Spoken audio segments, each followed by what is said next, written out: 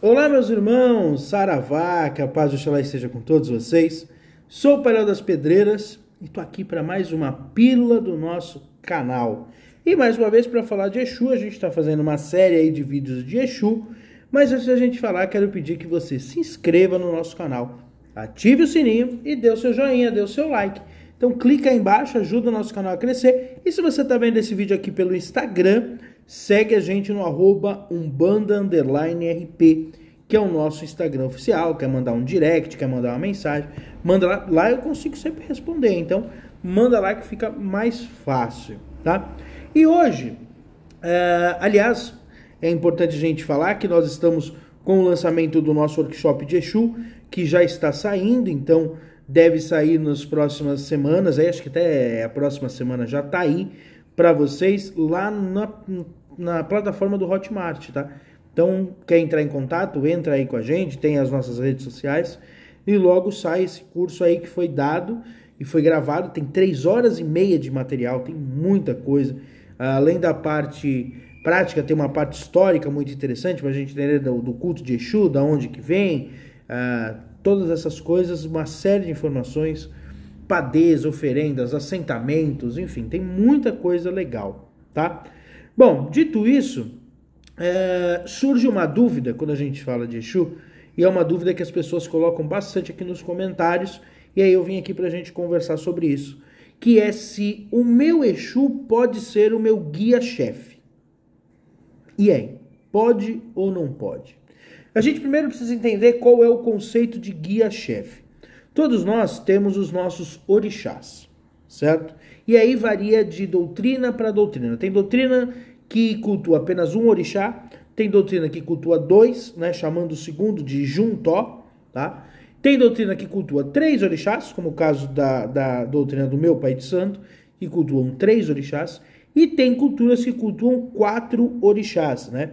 A cultura de cultuar 4 orixás vem de uma herança africana, porque em África se cultuam 4 orixás, né? Sendo, não na região Yorubá, né? Na região dos Bantus, sendo 4 ancestrais.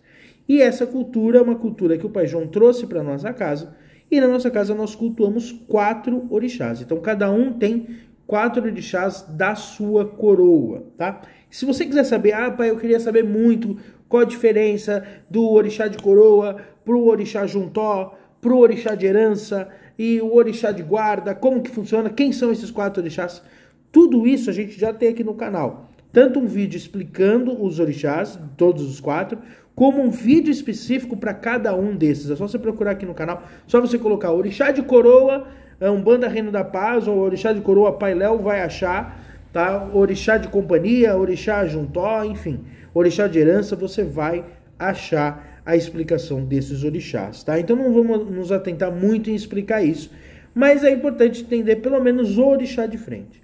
O orixá de frente é o orixá que governa a nossa coroa, tá? É a energia principal, né? Nós somos partícula desse orixá.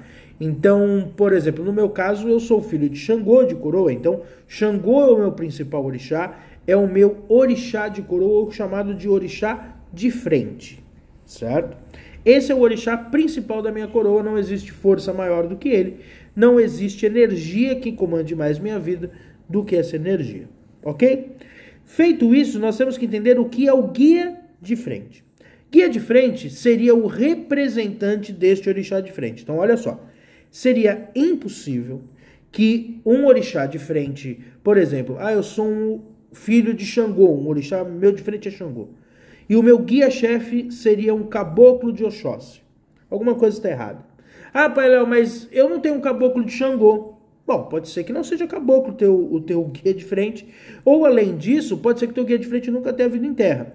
Isso não é tão incomum que os guias de frente não venham em terra, até mesmo porque o guia de frente ele é uma entidade que coordena a tua mediunidade e não é uma entidade, às vezes, que vai vir tanto em terra, por mais que esteja muito presente. Tá? Isso acontece e aí a gente pode fazer, se quiser, uma pílula para falar sobre guia de frente e uma pílula para falar sobre linha de trabalho. Porque, por exemplo, às vezes você pode estar trabalhando, eu trabalho com caboclo, eu trabalho com caboclo pena branca.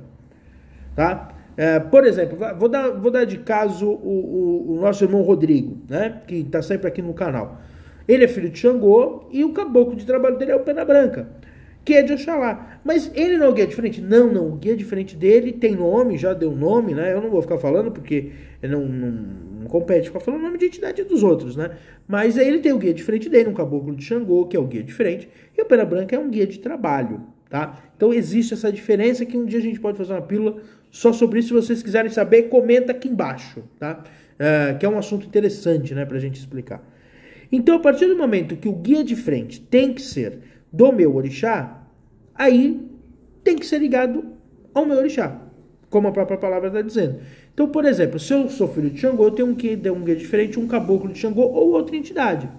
E aí, nós temos que entender que qualquer entidade daquele orixá pode ser o meu guia diferente. Qualquer uma. Então, Exu pode ser o meu guia diferente. Tá? A bem da verdade, Exu não é uma entidade que é muito comum vermos de guia diferente. Tá? É que hoje em dia existe uma glamorização de Exu, a gente já falou sobre isso. As pessoas hoje vivem uma busca pelo ser diferente, né? Isso é uma busca, isso é um anseio do próprio ser humano. Todo mundo quer alguma exclusividade, né? Exemplo disso é um tênis vendido a R$1.500 porque é exclusivo, uma bolsa que é vendida a R$4.000, né? Com o símbolo da marca maior do que a bolsa, porque só para mostrar exclusividade. Então a gente vive um mundo, mentalmente falando, psicologicamente falando, um mundo consumista que veio para a Umbanda também. Então todo mundo quer ser um ponto fora da curva. Todo mundo quer ser exclusividade. Quando a gente fala, olha, existe Exu guia de frente? Existe, mas não é comum, tá? São muito poucos casos. Se você for no Facebook, você vai achar que todo mundo quase porque todo mundo quer ser diferente, né? É muito chato ser mais do mesmo. Então isso acaba interferindo muito psicologicamente nos médios. A questão é, quando o guia de frente como ele é ligado ao orixá, se a gente fosse fazer uma tabelinha, é uma tabelinha meio de achismo, tá? Não quer dizer que eu fui pesquisar e anotar, tá? Mas é por observação, tá? Por amostragem.